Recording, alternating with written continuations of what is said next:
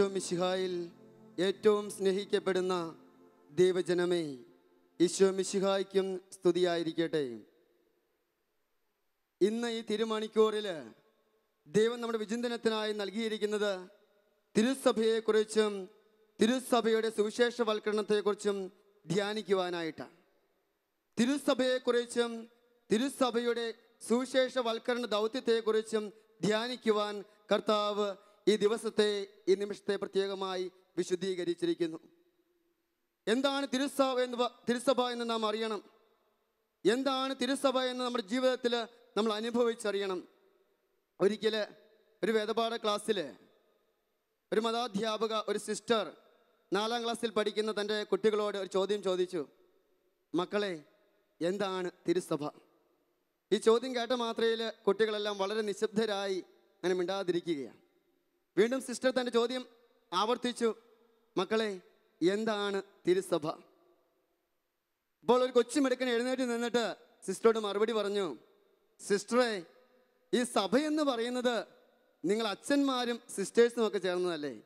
ഈ സഭയെന്ന് പറയുന്നത് നിങ്ങൾ അച്ഛന്മാരും സിസ്റ്റേഴ്സും ഒക്കെ ചേർന്നതല്ലേ? അപൂർണമായ ഈ കുട്ടിയുടെ അറിവിനെ സിസ്റ്റർ വിശദമാക്കി കൊടുക്കുകയാണ്. സിസ്റ്റർ പറഞ്ഞു, മോനെ, സഭയെന്ന് പറയുന്നത് അച്ഛന്മാരും സിസ്റ്റേഴ്സും മാത്രം ചേർന്നതല്ല. സഭയെന്ന് പറയുന്നത് ഈശോയെ അനുഭവിച്ചറിഞ്ഞ ജ്ഞാനസ്നാനം എന്ന കുദാശയിലൂടെ ദൈവമക്കളായി തീർന്ന, വിശ്വാസികളായി തീർന്ന നമ്മുടെയൊക്കെ കൂട്ടായ്മയാണ് തിരുസഭ. മാമോദീസ എന്ന കുദാശ വഴി യേശുവിനെ സ്വീകരിച്ച ക്രൈസ്തവരായ വിശ്വാസികളായ നമ്മുടെ കൂട്ടായ്മയാണ് തിരുസഭ. പലപ്പോഴും നമ്മുടെ ജീവിതത്തിലും ഇതുപോലുള്ള തെറ്റിദ്ധാരണകൾ, അപൂർണമായ അറിവുകൾ നിലനിർത്തിയിരിക്കാം. ഈശോ എന്ന് പറയുകയാണ്, മകനെ, മകളെ, തിരുസഭ എന്ന് പറയുന്നത് ഈശോയെ അനുഭവിച്ചറിഞ്ഞ വിശ്വാസികളായി തീർന്ന, മാമോദീസ എന്ന കുദാശയിലൂടെ ദൈവത്തിൻ്റെ മകനും മകളുമായി തീർന്ന എൻ്റെയും നിങ്ങളുടെയും കൂട്ടായ്മയാണ് തിരുസഭ. എൻ്റെയും നിങ്ങളുടെയും കൂട്ടായ്മയാണ് തിരുസഭ. ഈ തിരുസഭയിൽ അംഗമാകാൻ സാധിച്ചതിൽ നമുക്കെല്ലാം ദൈവത്തിന് പ്രത്യേകം നന്ദി പറയാം. ഈ നിമിഷങ്ങളിൽ പ്രത്യേകമായി തിരുസഭയുടെ ഉത്ഭവത്തെക്കുറിച്ച്, തിരുസഭയുടെ സ്ഥാപക ലക്ഷ്യത്തെക്കുറിച്ച് ധ്യാനിക്കുവാൻ കർത്താവ് നമ്മെ പ്രചോദിപ്പിക്കുകയാണ്. എന്നാണ് തിരുസഭ സ്ഥാപിതമായത്? എന്നാണ് തിരുസഭ സ്ഥാപിതമായത്? നമുക്കറിയാം, പെന്തക്കോസ്ത ദിവസമാണ് തിരുസഭ ഒഫീഷ്യലായി, ഔദ്യോഗികമായി രൂപീകൃതമായത്. അപ്പസ്തോല പ്രവർത്തനങ്ങളുടെ പുസ്തകത്തിൽ 2-ാം അധ്യായം 1 മുതൽ 41 വരെയുള്ള തിരുവചനങ്ങളിൽ നമ്മളിങ്ങനെ വായിക്കും.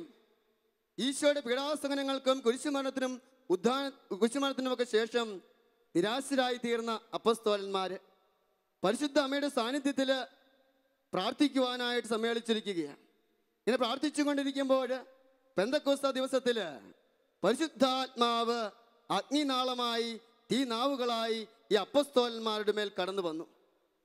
ശക്തിവിഹീനരായി, ബലഹീനരായി, ഒരു ധൈര്യവുമില്ലാതിരുന്ന അപ്പസ്തോലന്മാര് പരിശുദ്ധാത്മാവ് കടന്നു വന്നപ്പോൾ വലിയ ശക്തിയോടെ തങ്ങൾ അനുഭവിച്ചറിഞ്ഞ ഉദ്ധിതനായ ക്രിസ്തുവിനെ പ്രഘോഷിക്കുവാനായിട്ട് മുൻപോട്ട് വരികയാണ്. അന്നേ ദിവസം തന്നെ അപ്പസ്തോല പ്രമുഖനായ പത്രോസ് പരിശുദ്ധാത്മാവിൽ നിറഞ്ഞവനായി തനിക്ക് ചുറ്റും കൂടിയിരുന്ന ജനത്തിന് മുൻപാകെ ആയിരങ്ങൾക്കും പതിനായിരങ്ങൾക്കും മുൻപാകെ അപ്പസ്തോലന പ്രമുഖനായ പത്രോസ് ഈശോയെക്കുറിച്ച് സുവിശേഷ പ്രഘോഷണം നടത്തുകയാണ്. താൻ അനുഭവിച്ചറിഞ്ഞ ക്രിസ്തുവിനെ പത്രോസ് ജനങ്ങൾക്ക് മുൻപാകെ പ്രഘോഷിക്കുകയാണ്. പത്രോസിന്റെ വിശ്വാസ പ്രഘോഷണത്തിൽ നിന്ന്, സുവിശേഷ പ്രഘോഷണത്തിൽ നിന്ന് ദൈവജനം ഏകദേശം 3000-ഓളം പേര് അന്ന് തന്നെ അപ്പസ്തോലന്മാർ ചേർന്നു എന്നാണ് വചനം നമ്മെ ഓർമ്മിപ്പിക്കുക. ഈ വചനത്തിന്റെ അടിസ്ഥാനത്തിൽ ആദിമ ക്രൈസ്തവ സഭാസമൂഹം രൂപീകൃതമായത് പെന്തക്കോസ്ത ദിനത്തിൽ പത്രോസിന്റെ ഈ സുവിശേഷ പ്രഘോഷണത്തോടു കൂടിയാണ്. ഇങ്ങനെ ആദിമ ക്രൈസ്തവ സഭാസമൂഹം, ഇന്ന് കാണുന്ന തിരുസഭ, അന്ന് സ്ഥാപിതമാകുമ്പോൾ ഇതിന് പിന്നിൽ പ്രവർത്തിച്ചത് ക്രിസ്തുവിൻ്റെ സുവിശേഷ വൽക്കരണ ദൗത്യം തന്നെയാണ്.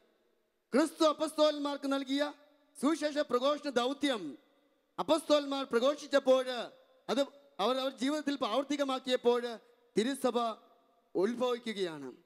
ഇനി ഈ തിരുസഭയുടെ അടിസ്ഥാനം എന്ന് പറയുന്നത് ക്രിസ്തുവിൻ്റെ സുവിശേഷമാണ്. അപ്പസ്തോലന്മാരുടെ ക്രിസ്തുവിനെ കുറിച്ചുള്ള സുവിശേഷ പ്രഘോഷണത്തിലൂടെ രൂപീകൃതമായ സഭയുടെ അടിസ്ഥാന സ്വഭാവം എന്ന് പറയുന്നത് സഭ അതിൽ തന്നെ മിഷണറി ആണെന്നുള്ളതാണ്. സഭ അതിൽ തന്നെ മിഷണറിയാണ്. നമുക്കറിയാം, മിഷണറി എന്ന് പറയുന്നത് ഒരു മിഷനുള്ള വ്യക്തിയാണ്. മിഷനുള്ള ആളാണ് മിഷണറി. എങ്കിൽ സഭയുടെ മിഷൻ ദൗത്യം എന്താണ്?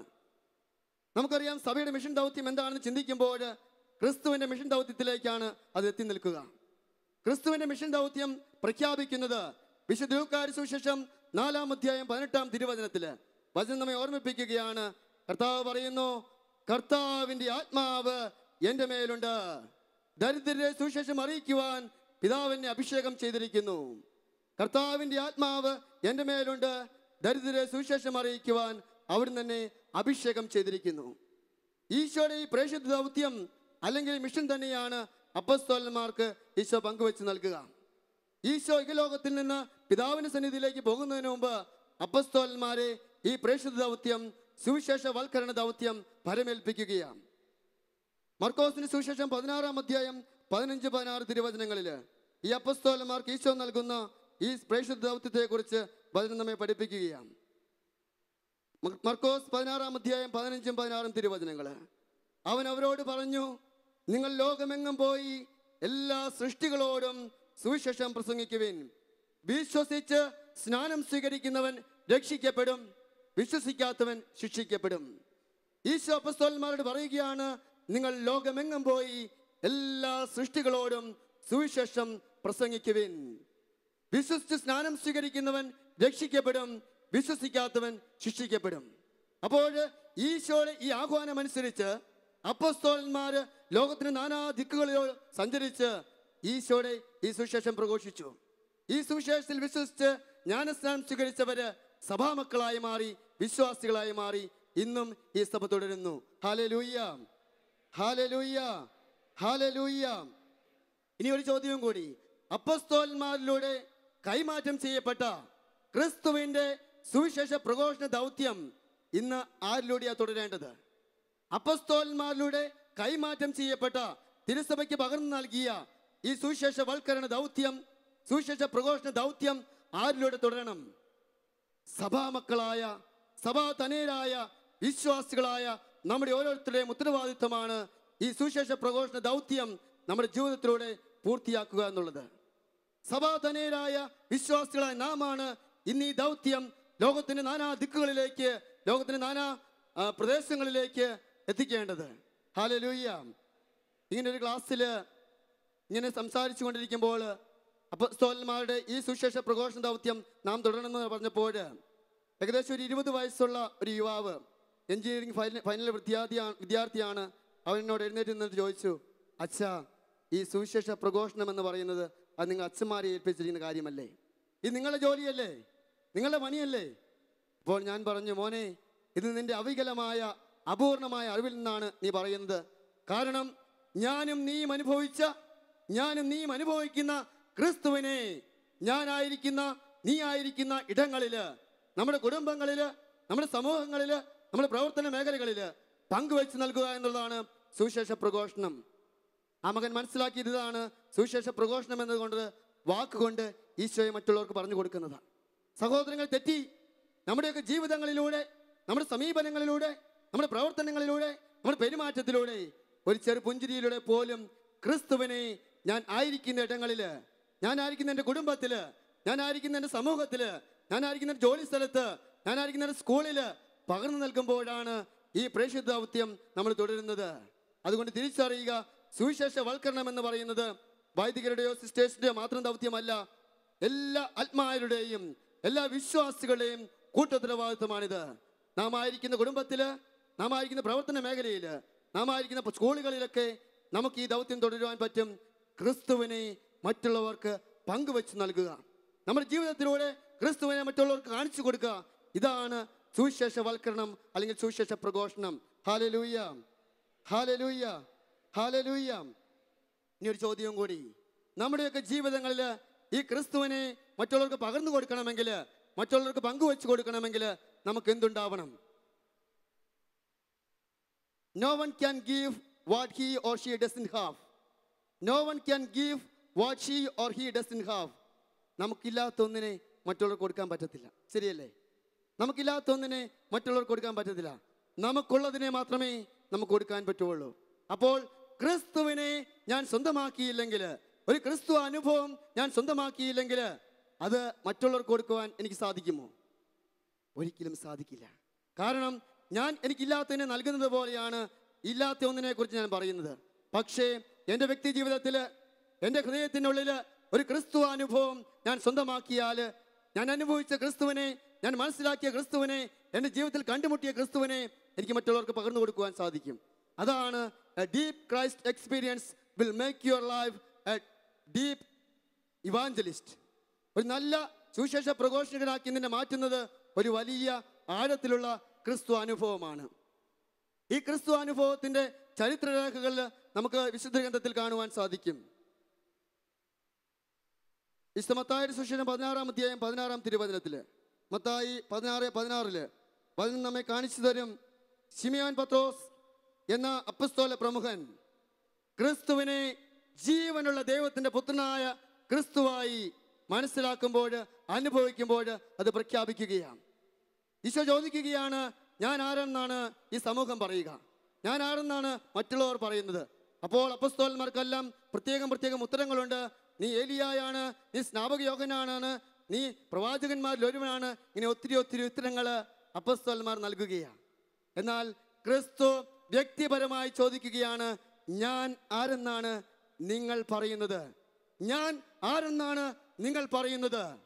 അപ്പോൾ പത്രോസ് പറഞ്ഞു, നീ ജീവിക്കുന്ന ദൈവത്തിന്റെ പുത്രനായ ക്രിസ്തുവാ. നീ ജീവിക്കുന്ന ദൈവത്തിന്റെ പുത്രനായ ക്രിസ്തുവാ. പത്രോസിനെ കൊണ്ട് ഇത് പറയിച്ചത് അവൻ സ്വന്തമാക്കിയ ക്രിസ്തു അനുഭവം. ദൈവം അവന് വെളിപ്പെടുത്തി കൊടുത്തു, ഇത് ജീവിക്കുന്ന ദൈവത്തിന്റെ പുത്രനായ ക്രിസ്തുവാ. ഈ അനുഭവമാണ് പത്രോസിനെ ഈ സഭയുടെ മുഴുവൻ അടിത്തറയാകുവാനായിട്ട് കർത്താവിനെ കൊണ്ട് പ്രേരിപ്പിച്ചത്. കർത്താവിനെ, ഈ പത്രോസിനെ സഭയുടെ അടിത്തറയാക്കി മാറ്റുവാൻ, ഈ പാറമേൽ സഭ സ്ഥാപിക്കുവാൻ പ്രചോദിപ്പിച്ചത് അല്ലെങ്കിൽ പ്രേരിപ്പിച്ചത് ഈ ക്രിസ്തു അനുഭവം അല്ലെങ്കിൽ ദൈവാനുഭവമാണ്. ഹല്ലേലൂയ, ഹല്ലേലൂയ, ഹല്ലേലൂയ. വീണ്ടും നമ്മൾ കാണുന്നുണ്ട് യോഹന്നാൻ സുവിശേഷം 20-ാം അധ്യായം 28-ാം തിരുവചനത്തില്. യോഹന്നാൻ സുവിശേഷം 20-ാം അധ്യായം 28-ാം തിരുവചനത്തിന്റെ കോണ്ടെക്സ്റ്റ് അല്ലെങ്കിൽ പശ്ചാത്തലം ഇതാണ്. ഉദ്ധിതനായ ഈശോ അപ്പസ്തോലന്മാർക്ക് പ്രത്യക്ഷപ്പെടുകയാണ്. അപ്പസ്തോലന്മാർക്ക് പ്രത്യക്ഷപ്പെടുമ്പോൾ ഒരു അപ്പസ്തോലനായ തോമാസ് ലീഹ അവരോടൊപ്പം ഉണ്ടായിരുന്നില്ല. തോമാസ് ലീഹ അവരോടൊപ്പം ഉണ്ടായിരുന്നില്ല. അപ്പോൾ മറ്റപ്പസ്തോലന്മാർ ഉദ്ധിതനായ ഈശോയെ കാണുകയും അനുഭവിക്കുകയും ചെയ്തു. ഇങ്ങനെ തിരിച്ചു വരുമ്പോഴാണ് തോമാസ് ലീഹയോട് മറ്റപ്പസ്തോലന്മാർ പറയുക, ഞങ്ങൾ ക്രിസ്തുവിനെ കണ്ടു. Hallelujah, hallelujah.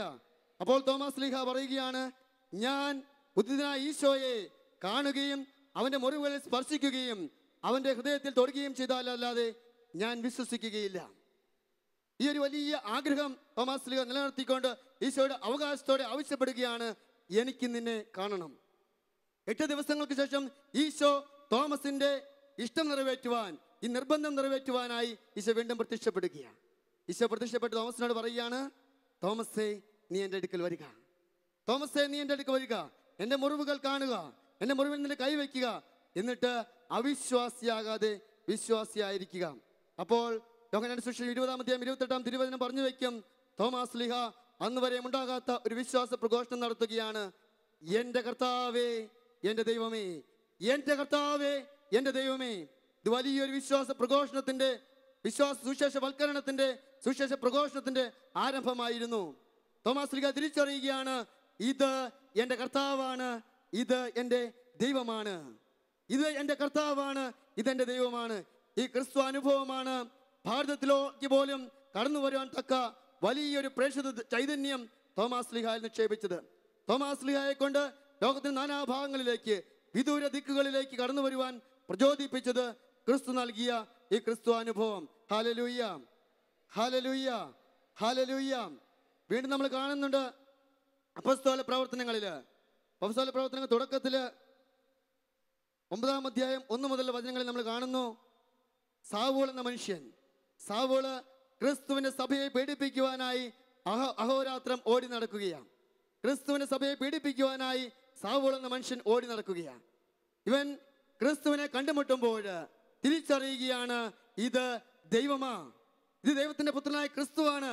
ഈ തിരിച്ചറിവിൽ നിന്നുകൊണ്ട് സാവൂള് പൗലോസിലേക്ക് ഒരു തീർത്ഥാടനം നടത്തുകയാണ്. സാവൂൾ എന്ന മനുഷ്യനിൽ നിന്ന് പൗലോസ് എന്ന വിശുദ്ധനിലേക്കുള്ള ഒരു തീർത്ഥാടനം. ഇതായിരുന്നു സാവൂളിന്റെ ക്രിസ്തു അനുഭവം. പിന്നെ ഒരിക്കലും സാവൂളല്ല, പിന്നീട് അവൻ വിശുദ്ധ പൗലോസായി മാറി. ജീവിതം കൊണ്ടും വാക്കുകൾ കൊണ്ടും ക്രിസ്തുവിന് സാക്ഷ്യം നൽകുവാൻ പോരുന്ന ധീര പ്രേക്ഷിതനായി, ധീര സുവിശേഷ പ്രഘോഷകനായി സഭ ഇന്നും വിശുദ്ധ പൗലോസിനെ കാണുന്നു. കാരണം ജീവിതം കൊണ്ടും വാക്കുകൾ കൊണ്ടും പൗലോസ് ഈശോയ്ക്ക് സാക്ഷ്യം നൽകി. Hallelujah, hallelujah. ഇതുപോലെ പത്രോസിനെ പോലെ, തോമാസ് ലീഹായെ പോലെ, വിശുദ്ധ പൗലോസിനെ പോലെ നമ്മുടെ ജീവിതങ്ങളിലും ക്രിസ്തുവിനെ അനുഭവിച്ചാൽ മാത്രമേ ഈ ക്രിസ്തുവിനെ മറ്റുള്ളവർക്ക് പകർന്നു കൊടുക്കുവാൻ സാധിക്കുകയുള്ളൂ. തിരുസഭാ മക്കളായി നമ്മുടെ ജീവിതത്തിൽ നമുക്ക് അനുഭവിക്കാൻ സാധിക്കണം ഇന്നും ജീവിക്കുന്ന ഈ ക്രിസ്തുവിനെ.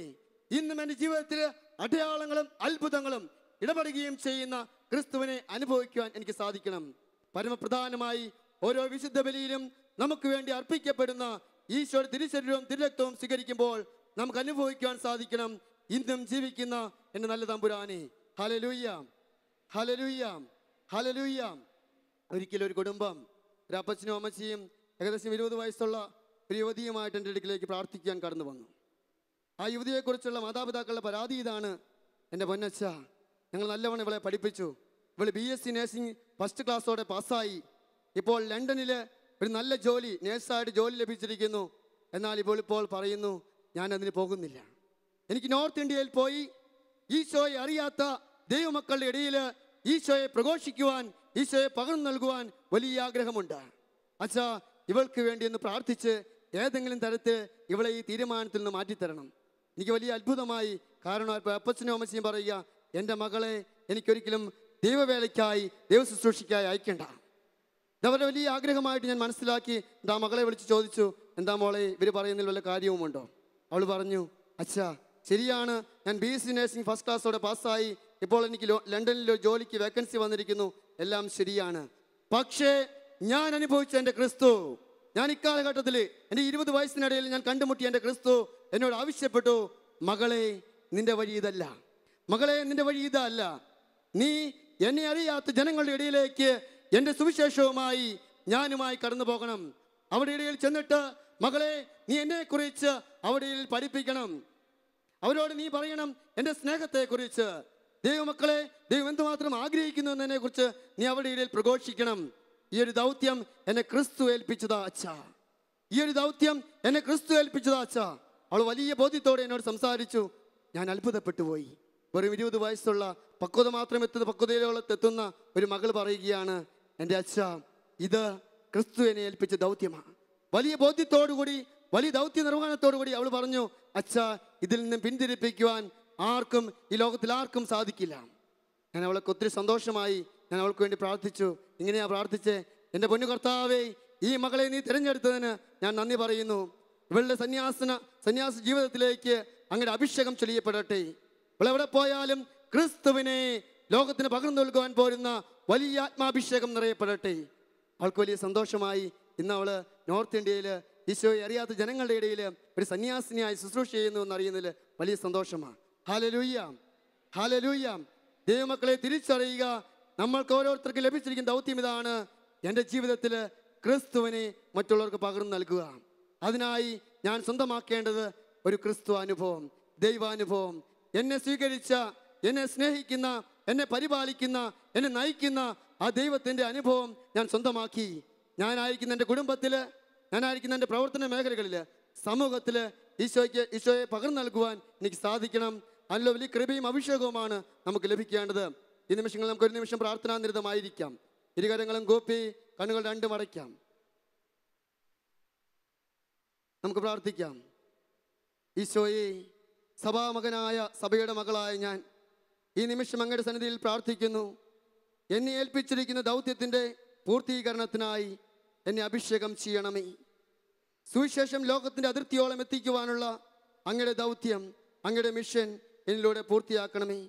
ഒരുപക്ഷെ വിദേശ രാജ്യങ്ങളിലേക്കൊന്നും പോയി സുവിശേഷം പ്രഘോഷിച്ചില്ലെങ്കിലും ഞാനായിരിക്കുന്ന എൻ്റെ ഇടങ്ങളിൽ, എൻ്റെ കുടുംബത്തിൽ, എൻ്റെ സമൂഹത്തിൽ, എൻ്റെ ജോലി മേഖലകളിൽ ഈശോയെ മറ്റുള്ളവർക്ക് പകർന്നു നൽകുവാൻ പോരുന്ന വലിയൊരു വിശ്വാസ തീഷ്ണതയും ഒരു ദൈവാനുഭവം നൽകി എന്നെ അനുഗ്രഹിക്കണമേ. എൻ്റെ കുടുംബത്തെ ഈ ഒരു ക്രിസ്തു അനുഭവത്തിലേക്ക് നയിക്കണമേ. പരിശുദ്ധ അമ്മേ, ഞങ്ങൾക്ക് വേണ്ടി പ്രാർത്ഥിക്കണമേ. ഈ നിത്യപിതാവും പുത്രനും പരിശുദ്ധാത്മാവുമായ സർവേശ്വര. ആമേൻ.